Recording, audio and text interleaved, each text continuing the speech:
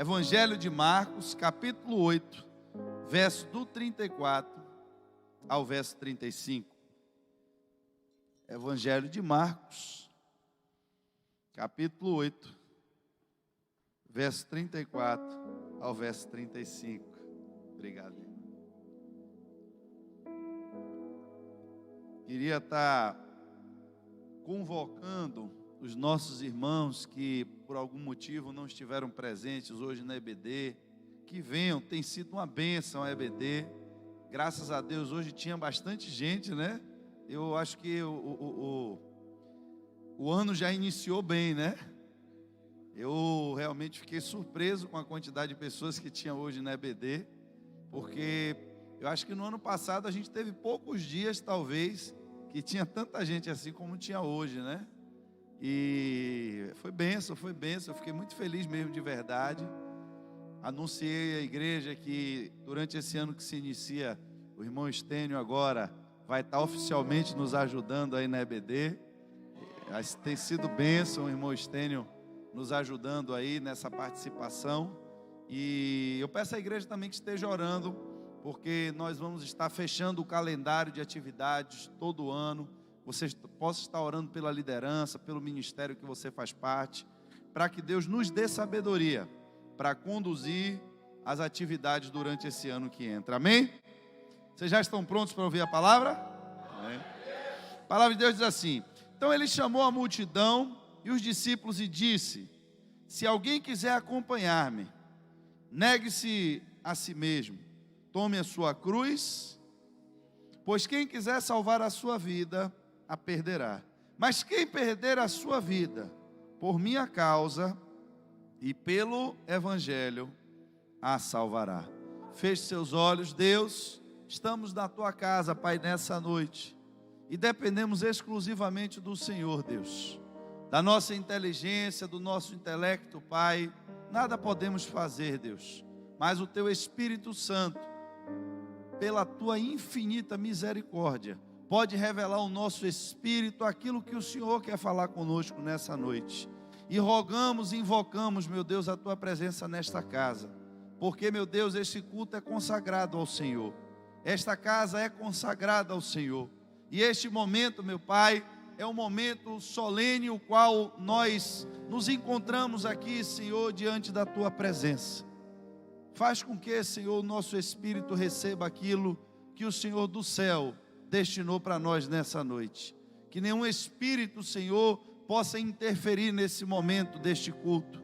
Que as mentes, Senhor, possam estar voltadas para aquilo que o Senhor vai falar neste lugar nessa noite. Para que o teu nome seja glorificado neste lugar, em nome de Jesus. Se eu perguntasse a vocês, queridos, nessa noite, o que é que você tem de valor nessa vida? Não responda, mas pense, o que você tem de valor nessa vida? Qual será que seria a sua resposta? Ou, melhorando a pergunta, de valor você pode ter algumas coisas, mas o que você tem de maior valor na sua vida? O que é que você dá mais valor na sua vida?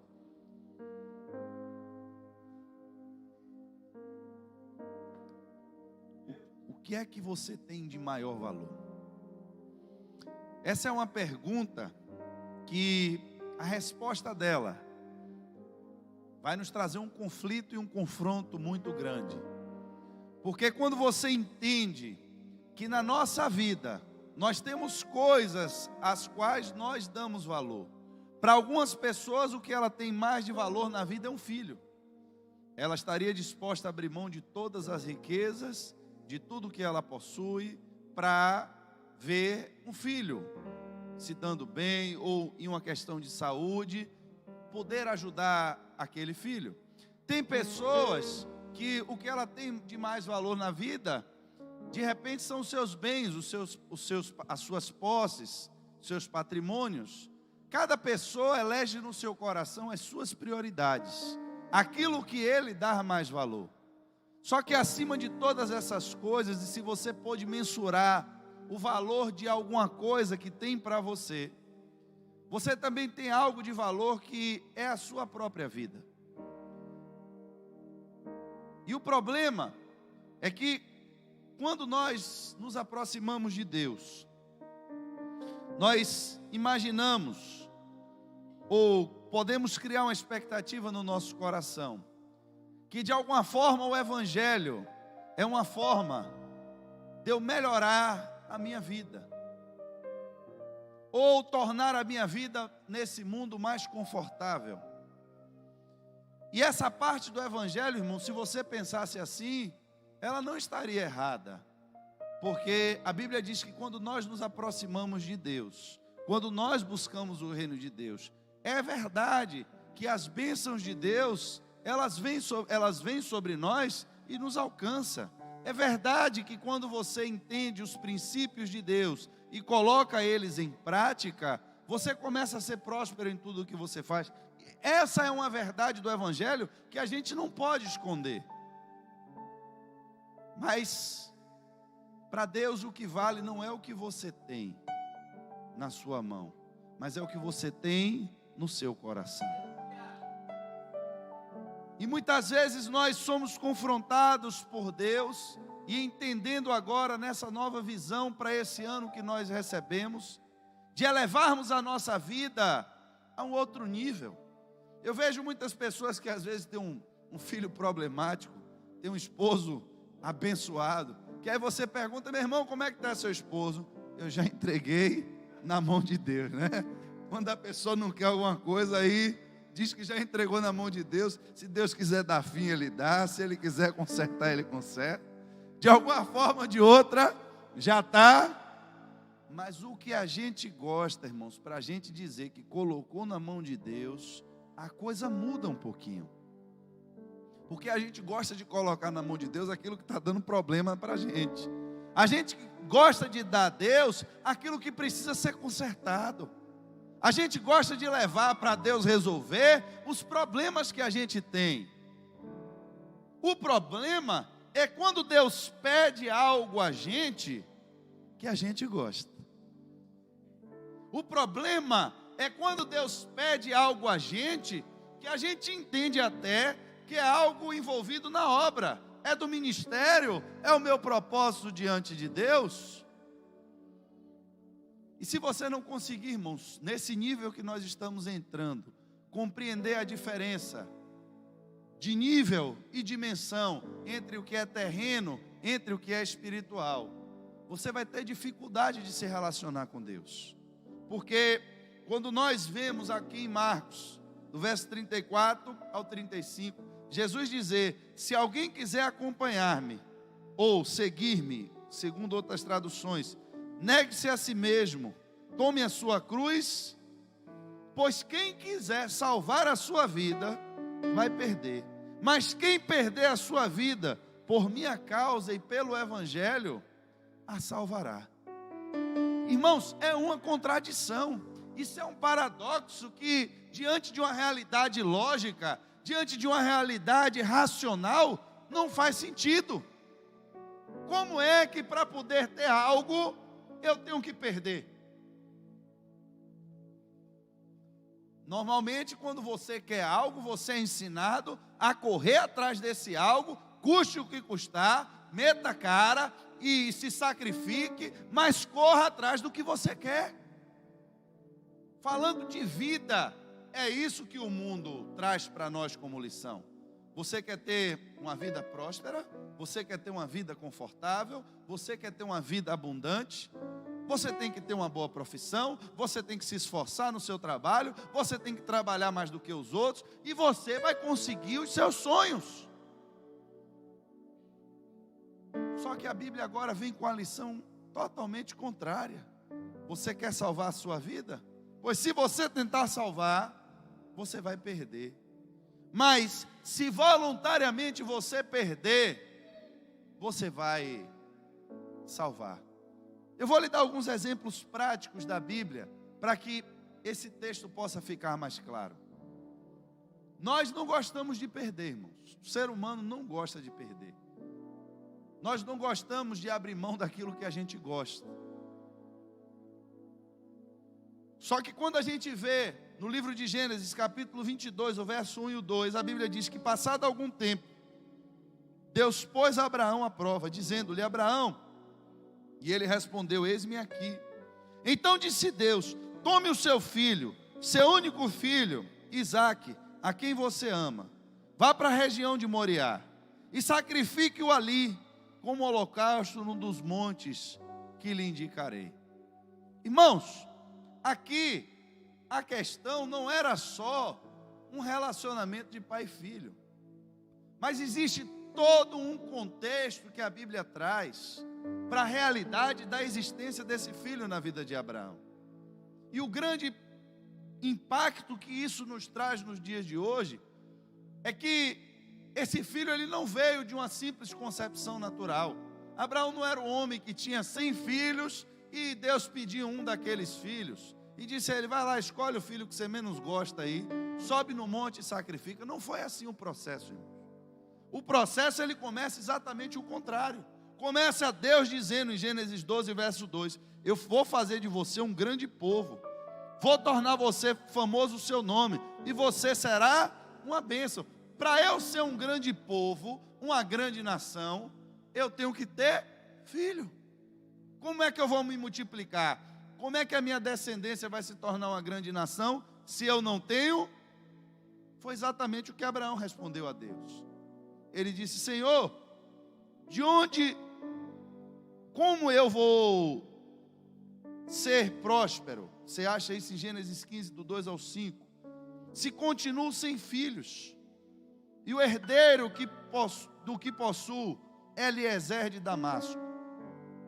E acrescentou: tu não me deste filho algum, um servo da minha casa será o meu herdeiro.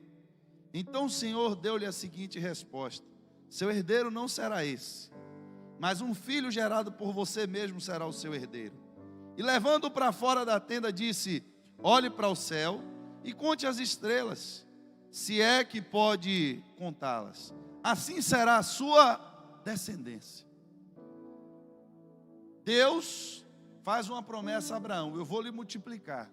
Depois, a promessa de Deus demora e Abraão questiona Deus: como é que isso vai acontecer, Deus, se eu continuo sem filho? E Deus repete a mesma promessa a Abraão. E além de repetir a promessa, ainda manda ele olhar para o céu, para as estrelas, e diz que a descendência dele seria tão numerosa quanto. A palavra de Deus se cumpre. E agora Abraão tem um filho. Só que agora, irmãos, que o milagre aconteceu, agora que a bênção chegou, depois de tanta espera, aí Deus diz: agora pega o filho e mata. Irmãos, isso não faz sentido. Isso não tem a menor lógica. Isso não presta atenção, irmãos. São quantos anos esperando essa promessa de Deus na minha vida? São quantos anos esperando Deus cumprir aquilo que Ele prometeu na minha vida? Agora que o menino nasceu, agora que eu já estava me preparando para morrer, porque o menino já ia ficar com tudo, vem Deus agora com a conversa, dizendo que é para começar tudo de novo. Nós não gostamos também de recomeçar aquilo que já concluímos. Quer ver um exemplo prático? Você passa a manhã toda limpando a cozinha, passou o pano no chão, lavou os pratos, aí chega aquele filho desavisado da praia, 12h30, com o pé cheio de areia, e entra na cozinha. Quando ele dá o primeiro passo, que você vê aquele bolo de areia ficar no pé, quem é que não dá aquele grito? Limpe o pé antes de entrar nessa casa. Entenda, irmãos, preste atenção. Se você não fizesse nada, se ninguém entrasse na cozinha, ela ia ficar suja do mesmo jeito. Não me pergunte de onde a poeira vem, como ela entra, mas uma casa vazia, sem ninguém entrar, suja do mesmo jeito. Mas quando você termina de fazer algo, você quer que pelo menos dê um tempinho para alguém vir sujar de novo. Você quer pelo menos contemplar um pouquinho ali o que você fez. É um sentimento nosso. Você termina de lavar o carro, vem aquele irmão abençoado que você vai dar uma carona com o pé cheio de lama. Você aí pede, meu irmão, que eu dei o exemplo das mulheres, né? Os homens estavam aqui se enxergando como o cara que chega da praia. Agora eu estou mudando o exemplo. Você não pede, irmão, em nome de Jesus, dá uma batida aí no pé aí, irmão, para entrar no meu tapete. Irmãos, quando a promessa de Deus se aproxima agora de Abraão, quando o cumprimento dessa promessa chega à sua fase praticamente final na visão de Abraão, chega Deus e diz: agora eu quero o filho, e você vai ter que sacrificar o filho. Então agora vai ter que entrar em uma nova gestação de novo, aguardar um outro milagre de novo. Eu já esperei até aqui para essa criança chegar. Eu vou lhe dizer um segredo que pode mudar tudo na sua vida para esse ano. Toda vez que Deus lhe pede alguma coisa, Ele não quer que você perca algo, mas Ele quer lhe dar algo maior. Entenda isso, entenda isso. Toda vez que Deus lhe pede alguma coisa, Ele não quer ficar com o que você tem, mas Ele quer lhe dar algo, mas não é algo igual ao que você tem, é algo muito maior do que o que você tem. Irmãos, quando Abraão agora leva Isaque, preste atenção, o que Abraão queria era apenas um filho para ser o seu herdeiro. Pelo texto que eu li a vocês, a preocupação dele, porque a promessa de Deus não se cumpria, é porque ele ia morrer e não ia ter ninguém para administrar os bens dele. Só que a visão de Deus não é a nossa, irmãos. Deus estava querendo fazer uma obra muito maior através da vida de Abraão. E quando ele diz a Isaque, Abraão agora, que leve Isaque para cima do monte para sacrificar Isaque, nesse ato de fé de Abraão, o que acontece em cima do monte agora transcende a dimensão do que é material, entra em uma dimensão de algo que é espiritual, vira algo simbólico, vira algo profético, algo que vai remeter agora ao próprio Cristo Jesus, que viria da descendência. Quando chega na hora do sacrifício, Deus diz: não toque no menino. E a Bíblia diz que Deus proveu um cordeiro para o sacrifício. E aí você vai encontrar agora na carta de Paulo aos Romanos, do verso 11 e 12. Assim, falando de Abraão, Abraão recebeu a circuncisão como sinal, como selo da justiça que ele tinha pela fé, quando ainda não fora circuncidado. Portanto, ele é o pai de todos os que creem, sem terem sido circuncidados, a fim de que a justiça fosse creditada também a eles. E é igualmente o pai dos circuncisos, que não somente são circuncisos, mas também andam nos passos da fé que teve nosso pai Abraão antes de passar pela circuncisão. Pastor, não entendi nada do que você leu. Amém. Eu vou lhe explicar o que está escrito. Abraão estava preocupado porque ele queria um filho, para cuidar das suas posses. Só que a promessa de Deus era: em ti serão benditas todas as famílias. Pois bem, para começar o processo da promessa, Deus teve que fazer um milagre, um primeiro milagre, porque a mulher de Abraão não podia ter, e aí o homem fica esperando esse filho, quando o filho chega, Deus diz: agora, e Abraão foi e deu. Quando Abraão deu o filho que ele tinha a Deus, Deus agora transforma a descendência de Abraão, não só em uma descendência física, porque quando se fala em circuncisão, se está falando de toda a descendência do povo judeu sobre a face da terra que veio de Abraão. Só que agora, pelo sacrifício simbólico de Isaque, que remete depois ao sacrifício do Filho de Deus, que veio também da descendência de Abraão, Jesus era descendente de Abraão. A Bíblia diz agora que tanto aqueles que são descendentes na carne, como os que são descendentes no Espírito, aqueles que creram em Jesus, que se tornaram filhos de Deus, a Bíblia está dizendo que também se tornaram filhos de Abraão. Tudo que ele queria era um filho para tomar conta de suas posses. Quando ele entregou esse filho na mão de Deus, Deus não só devolveu o filho a ele, como deu a ele agora filhos, não só pela descendência natural, como pela descendência espiritual. Mudou de nível. Quando ele entregou aquilo que ele tinha de melhor diante de Deus, aquilo que era apenas físico se transformou em algo espiritual. A dimensão espiritual recaiu sobre aquele sacrifício ali. E se eu perguntasse a você hoje, será que a gente pode contar desde Abraão quantos judeus já existiram e quantos cristãos já passaram sobre a face da terra?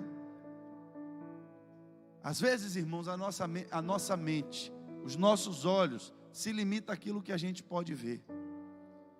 E tudo que nós enxergamos é o que nós estamos perdendo. E quando você enxerga o que você está perdendo, você deixa de ver aquilo que você poderia estar ganhando. É como se eu lhe desse hoje um saco de feijão. E você está com fome. Você não está tendo, de repente, um banquete todo dia para comer. E eu lhe dou um quilo de feijão.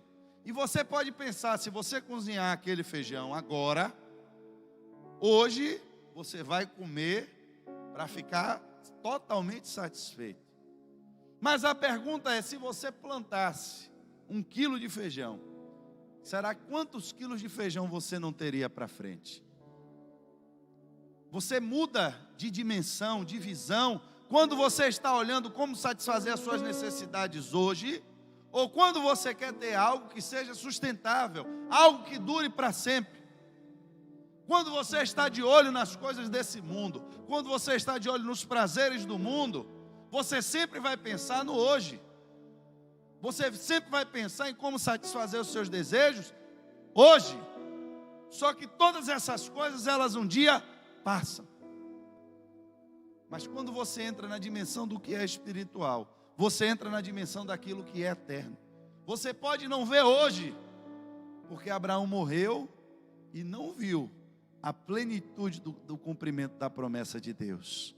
Mas nós que vivemos hoje, pelo que ele fez lá atrás, vemos como Deus foi fiel à sua palavra. E sabe quem é mestre em lhe mostrar aquilo que você vai perder quando você vai seguir a Jesus? Satanás.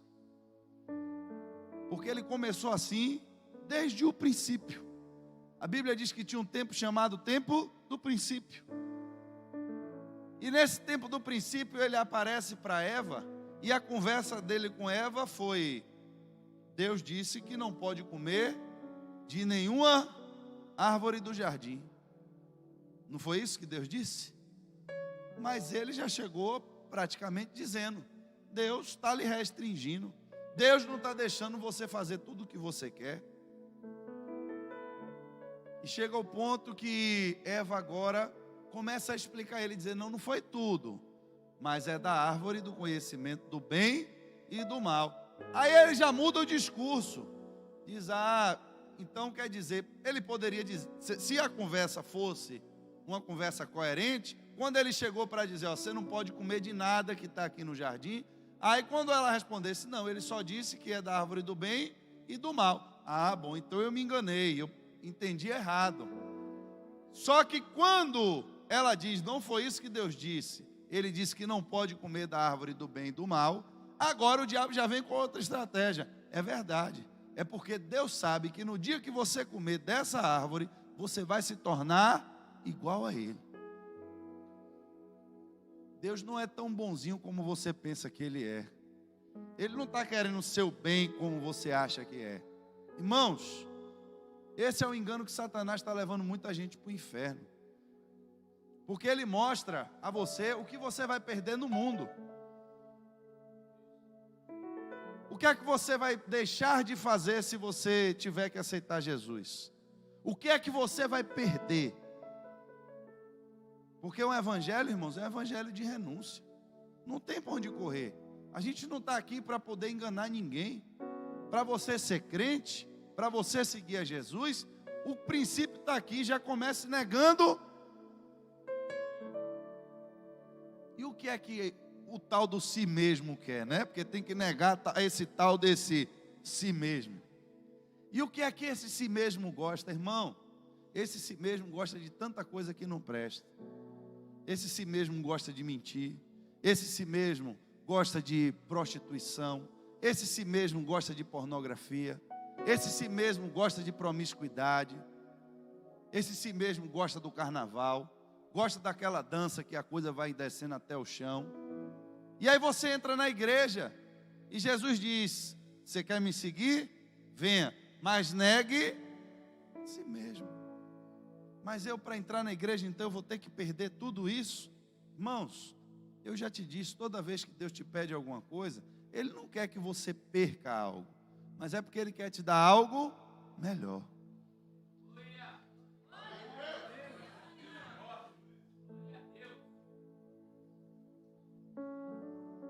Em João 4, do verso 7 ao 9, a Bíblia diz assim: nisso veio uma mulher samaritana tirar água. E disse-lhe Jesus: dê-me um pouco de água. E a Bíblia diz: os discípulos tinham ido à cidade comprar comida. Mas a mulher samaritana lhe perguntou: como o Senhor, sendo judeu, pede a mim, uma samaritana, água para beber? Pois os judeus não se dão bem com os samaritanos.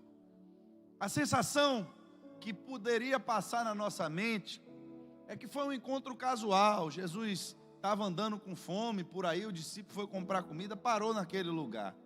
Só que, quando você vai ver o verso 4 desse texto, a Bíblia diz que era-lhe necessário passar por... Não era necessário passar por Samaria. Era-lhe. Então era para ele. Não era necessário obrigatoriamente passar por Samaria, mas para ele era obrigatório passar em Samaria. E quando ele passa por Samaria, ele encontra aquela mulher que tinha algo que aparentemente ele não tinha, uma vasilha para pegar água. Observe, não era a água que a mulher tinha, porque a água era do poço de Jacó. O problema é que ela tinha a vasilha para pegar água, e Jesus não tinha. Só que Jesus não pediu a ela a vasilha emprestada para ele pegar a água. Ele já pediu a ela a água. Você pode me dar água para beber? E aqui é onde eu digo, Jesus já chegou para aquela mulher pedindo algo. Ele chegou pedindo. E a mulher, ela estava agora diante de uma visão que toda avaliação que ela fazia era do mundo físico, era do mundo material. E dentro de uma visão de mundo físico e de mundo material, os preconceitos, as visões sociais, impediam que ela e Jesus tivessem qualquer tipo de relacionamento. Como é que eu vou lhe dar algo se o senhor não pode nem se aproximar de mim? Isso a gente faz um parêntese para entender algo que a gente chegou a ventilar hoje, pela manhã na EBD.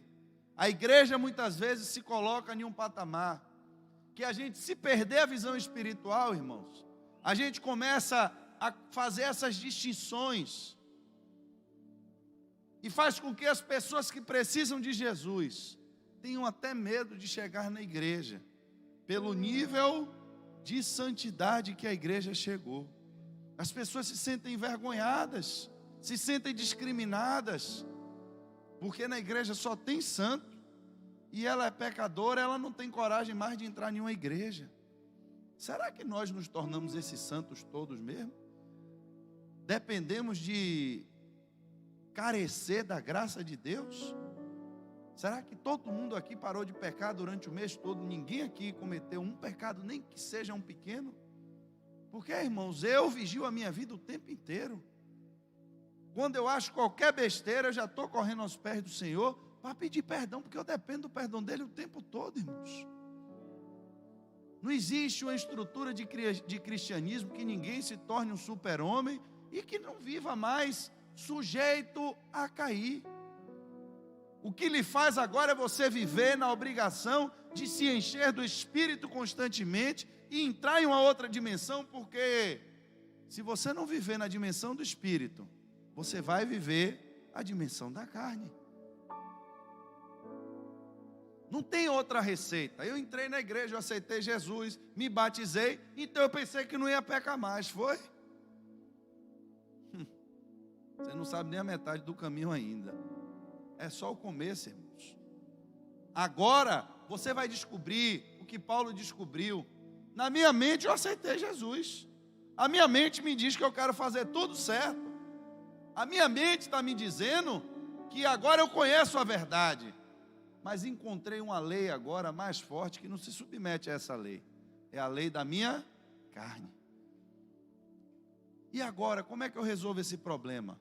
Só tem um jeito, irmãos. Você tem que andar constantemente na dimensão do Espírito. Irmão, preste atenção.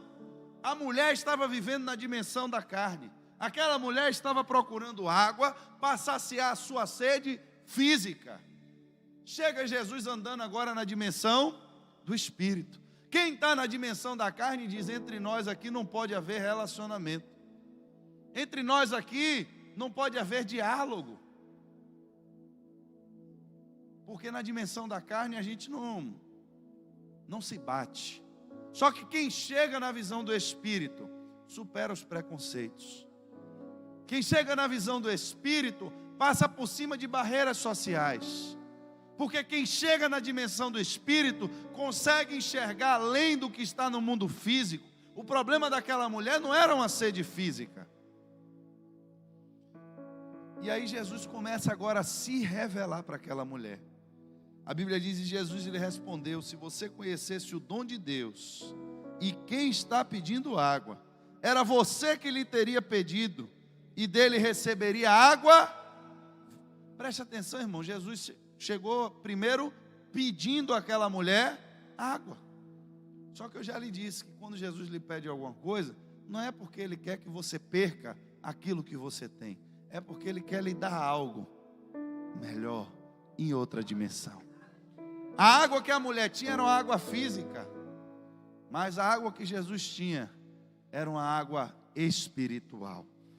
E à medida que ele começa a falar, é interessante que a mulher não entendeu logo, porque a mulher disse: o senhor não tem com o que tirar água, e o poço é fundo. Só que ela ficou curiosa e perguntou: onde é que eu posso conseguir essa água viva? Acaso o senhor é maior do que o nosso pai Jacó, que nos deu o poço, do qual ele mesmo bebeu, bem como seus filhos e o seu gado? E a gente vê agora a resposta de Jesus: mulher, quem beber dessa água terá sede outra vez, mas quem beber da água que eu lhe der, nunca mais terá sede. Ao contrário, a água que eu lhe der se tornará nele uma fonte de água, a jorrar para a vida eterna. Depois que Jesus traz essa revelação espiritual, aí a mulher lhe disse: Senhor, dê-me dessa água, para que eu não tenha mais sede e nem precise voltar aqui para tirar água. O interessante é que na continuidade do texto, quando aquela mulher sai, ela deixou o vaso de água dela perto do poço. Porque aquilo que para ela fazia sentido, aquilo que para ela no início tinha valor, aquilo que para ela era motivo dela trazer à tona as diferenças que ela tinha com aquele homem, para não fornecer a água a ele. Depois que ela entende a dimensão que Jesus está, depois que ela entende a dimensão do que Jesus tinha para ela, aquilo que ela tinha perdeu o valor. Porque a visão dela mudou. Às vezes nós temos muitas coisas nesse mundo, irmãos, que nós damos valor. Tem muitas coisas que nos prendem e estão nos impedindo de nos aproximarmos de Jesus. E nós achamos que não vamos conseguir viver sem essas tais coisas. Senhor, como é que eu vou viver sem isso? Ou se a gente pensasse como pensou Abraão: Senhor, como a proposta que foi feita a Abraão: Senhor, como eu vou ser pai de multidões se eu não tenho filho? E agora o filho que o Senhor me deu, o Senhor ainda quer de volta. O Senhor vem me pedir água, o Senhor não tem vasilha, e agora o Senhor que quer me dar água? Como é essa história aí que eu não estou entendendo?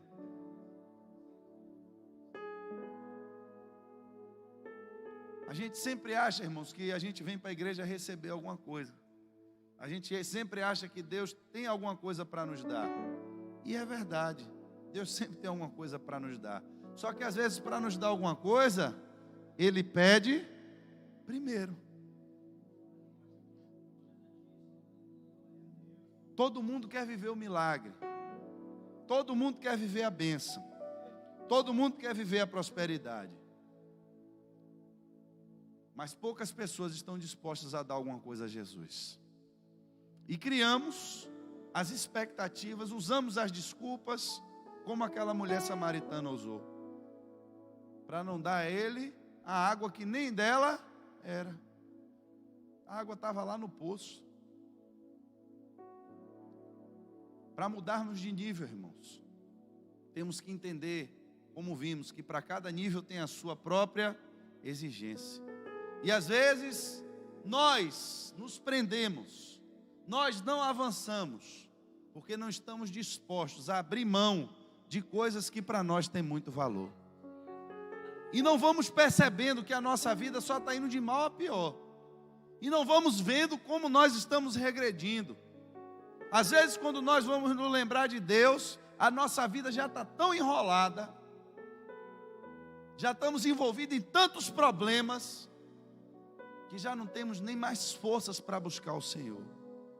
É por isso que em Eclesiastes nós encontramos: lembra-te do teu Criador nos dias antes que venham os maus dias.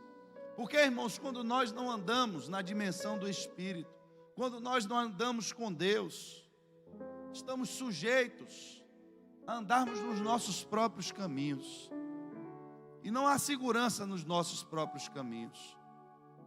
Só que às vezes, para andar no caminho de Deus, é exigido de nós que tenhamos atitudes. E às vezes, para ganhar, é preciso perder primeiro. Perder o nosso orgulho. Tem gente que não tem problema nenhum em dar dinheiro aos outros.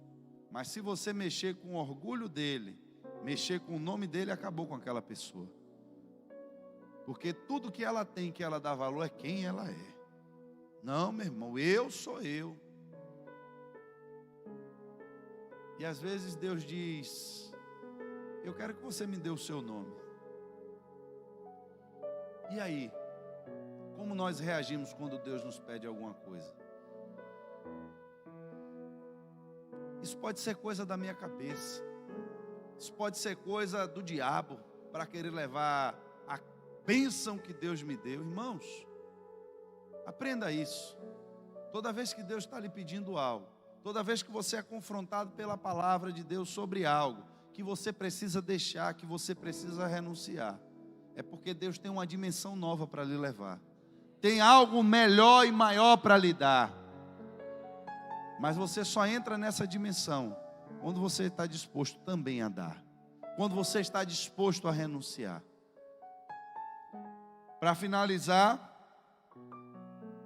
Marcos 6, do 41 ao 44, a Bíblia diz: tomando 5 pães e 2 peixes, e olhando para o céu, deu graças e partiu os pães. Em seguida entregou aos seus discípulos para que servissem ao povo. E também dividiu os 2 peixes entre todos eles. Todos comeram e ficaram satisfeitos. E os discípulos recolheram 12 cestos cheios de pedaços de pão e de peixe. Os que comeram foram 5.000 homens. Mas a Bíblia diz aqui que só tinha 5 pães. Agora imagina você no meio dessa multidão. Pensa aí, você, no evento lá do final do ano da igreja, tinha 1.000 pessoas. Multiplique aquilo por 5. 5.000 pessoas. Só homens. Agora bota cada mulher desse homem. Aí bote aí pelo menos uns 4 a 5 filhos de cada um. Aquela multidão inteira. Aí você olha para a sua mão. E na sua mão você tem 5 pães. A pergunta é: o que você tem na mão dá para alimentar todo mundo? O que é que eu vou fazer? Irmãos, o sentimento natural do homem: eu vou me tocar. O ditado aí, Paulo já largou aqui, ó, farinha pouca. Vou me tocar em alguma moita dessa aqui. Chamar um ou dois amigos que estiverem aqui. Cada um dá uma dentadinha num pão, rói a espinha do peixe e a gente fica caladinho aqui, porque se a gente disser que tem comida no meio de tanta gente, não vai dar para todo mundo e a gente ainda vai ficar com fome. Esse é quem anda com a visão natural, com a visão carnal. Mas quando você pega aquilo que é insuficiente, aquilo que é insignificante, aquilo ali, irmão, só tinha valor para quem era o dono. Porque se você perguntasse para toda a multidão, tem 5 pães e 3 peixes para alimentar todo mundo aí. Quem entraria na fila para receber um pedaço de 3 peixes dividido aí em 5.000 pedaços? Já pensou você receber? Eu acho que ia ter que ter uma pinça ali para poder dividir e dar um fiapinho de cada peixe para cada um. A maioria das pessoas diz: eu não vou entrar nem nesse negócio aí, que isso aí não tem futuro não. Um homem pegou 5 pães e 2 peixes para dividir para 5.000 pessoas. Ah, meu irmão, isso é furada, estou fora disso aí. Manda formar a fila aí. Não vou não, estou fora. Não vai dar certo, não tem lógica. Mas para quem era o dono, preste atenção, todo mundo estava recebendo uma proposta para ganhar. Mas alguém, um deles foi premiado no meio de 5.000, porque só ele tinha 5 pães e 2 peixes. Deus trata individualmente cada pessoa. Tem uns que estão sendo chamados só para ganhar. Já não tem nada mesmo, né? Já não tem nada. E Deus está querendo só lhe abençoar. Se você crer e entrar na fila, vai chegar a sua vez de comer o pão e o peixe. Agora tem outros irmãos, que o que ele tem, daria só para ele comer. Qual é a nossa reação diante disso? Qual seria a sua reação diante disso? Irmãos, dizer a verdade, você no meio de um bolo desse, já de noite, já estava anoitecendo, só você com pão, eu não sei se eu ia dar pão a ninguém não, viu, irmão? Se eu tivesse com um bolso, então, eu acho que ia botar uns 3 pães de um lado, dava pelo menos um a Jesus, né? Ó, Jesus, se der certo aí esse negócio, se não der, um está escondido no bolso aqui. O pessoal está dando risada. Depois os discípulos fizeram isso e tocaram um pão lá dentro do barco. Jesus começou a falar do fermento do fariseu e achou que foi por causa do pão que eles esconderam no barco. Ficaram com medo de não dar certo o negócio. Irmãos, quando você entra na dimensão do milagre, a coisa não é de qualquer jeito não. Você falar que o cara pegou o filho dele e levou para sacrificar a Deus, se já não fosse difícil só o filho, imagine toda a expectativa que esse homem viveu, metade da vida dele praticamente esperando essa criança, todas as promessas que ele tinha em cima dessa criança, e aí agora Deus chega e diz: me dê. Está todo mundo lá na multidão, ninguém tem nada, mas por que logo eu, Senhor? Porque só você que tem. O grande lance, irmãos, é que quando ele entregou isso na mão do Senhor, não só ele mesmo, quem deu o peixe, comeu, até ficar satisfeito, como todos os outros que estavam ali, comeram e todos ficaram satisfeitos, e ainda sobrou 12 cestos, cheios de pedaços de pão e pedaços de peixe. Talvez, se ele tivesse comido sozinho, ou com mais 2, 3 amigos, ele não tivesse comido tanto como comeu depois que o pão foi dividido. A gente olha hoje para o mundo, e aqui eu finalizo com esse entendimento. A gente olha hoje para o mundo, a gente olha hoje para a maldade que tem se multiplicado no mundo, a gente olha hoje para a violência, a gente olha hoje para a promiscuidade, e a gente olha para nós mesmos, e a gente se pergunta: o que é que eu posso fazer para resolver isso? Eu não posso fazer nada. Eu sou 5 pães e 3 peixes no meio de uma multidão de 5.000. Olha o tamanho desse bairro. Será que essa igreja aqui tão pequena, uma igreja insignificante dessa que você passa, não vê nem na rua? Se não tivesse uma letra azul pendurada ali, a gente ia ficar rodando na rua procurando aí qual é a igreja. Um lugar desse, com tão pouquinha gente, o que é que a gente pode fazer? Quando você olha por essa visão, irmão, você não pode fazer nada. Mas quando você está disposto a colocar o pouco que você tem na mão de Deus, você não sabe o potencial que você pode atingir. É engraçado que Deus não multiplicou o pão inteiro. Nenhum pão ficou inteiro. Ele não pegou o pão e saiu multiplicando pães. Ele não pegou o peixe e multiplicou peixes. Mas ele reduziu o pão ainda para menores pedaços. E foram os menores pedaços que milagrosamente foram sendo multiplicados. Porque não sobrou cesto com pães e peixe. Sobrou 12 cestos com pedaços de pães e peixe. Eu sou tão pequeno, Senhor. Mas o que é que você tem na mão? O que é que você pode fazer?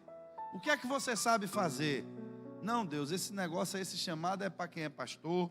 Esse negócio é para o rapaz ali que sabe tocar teclado, bateria. O negócio é para ele.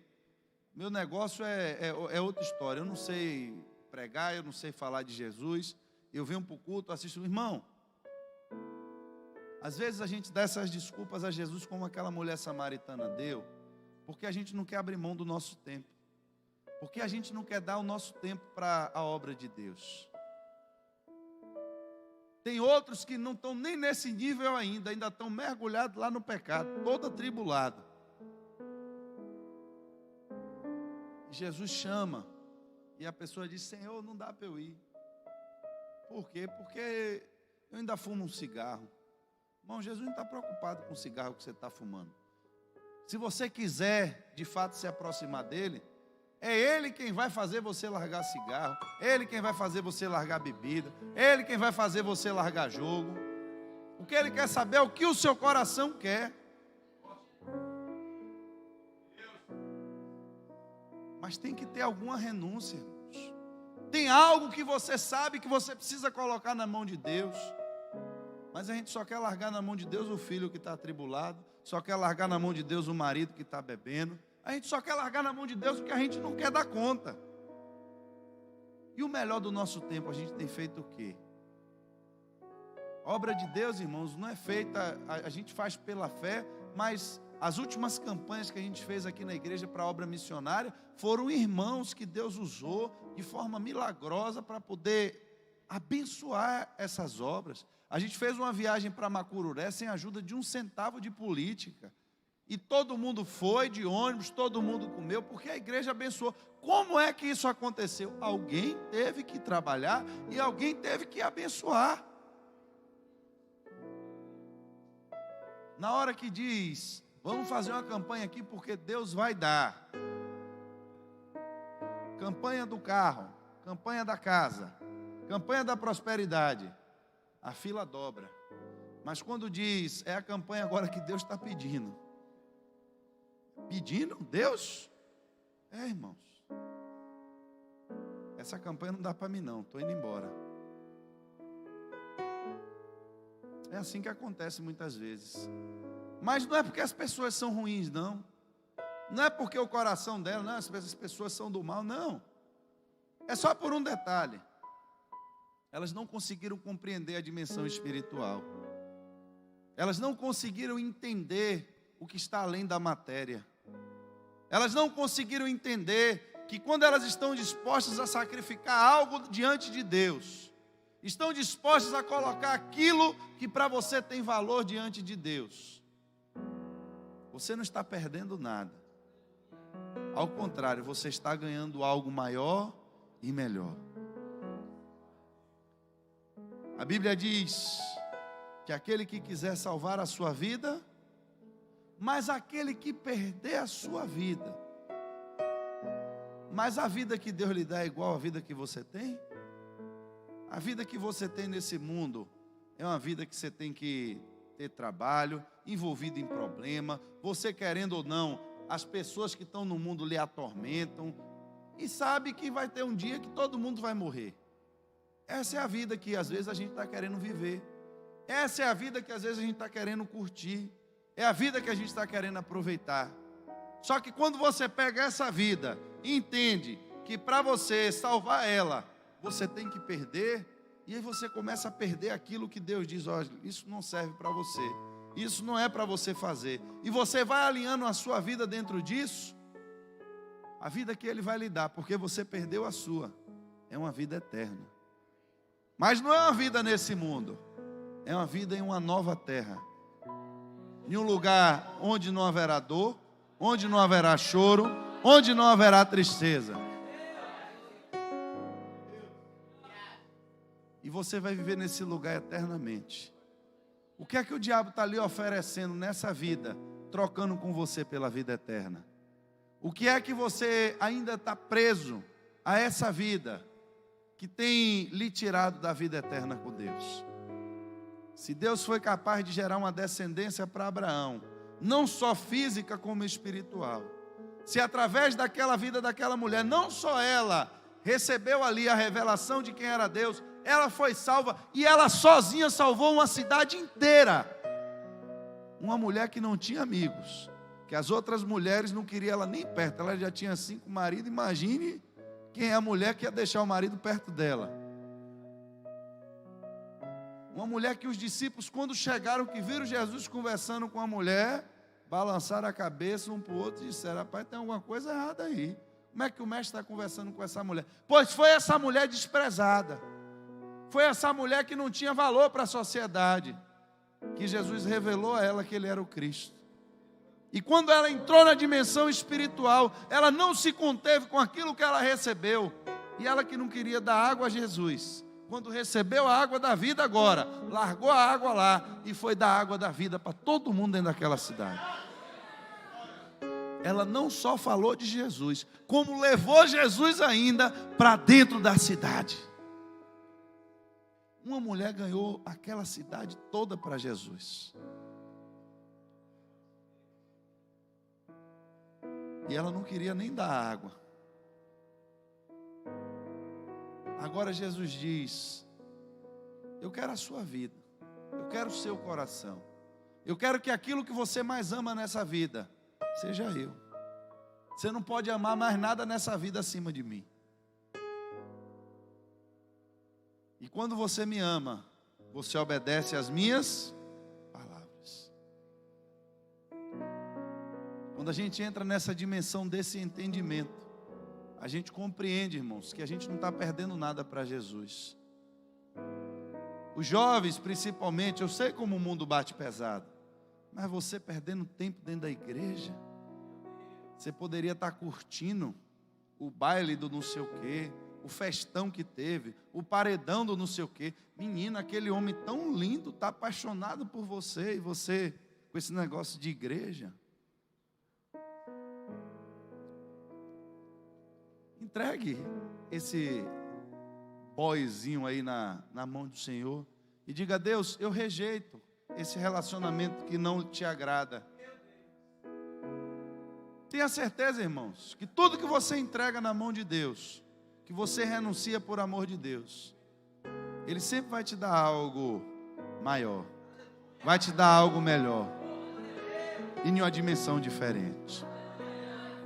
Fique de pé nessa noite.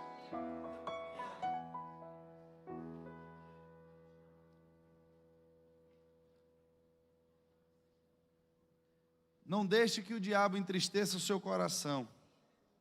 Todas as vezes que você entender que tem algo na sua vida que precisa sair, todas as vezes que você entender que tem algo que Deus está lhe pedindo, porque certamente, irmãos, você vai entrar em uma dimensão diferente.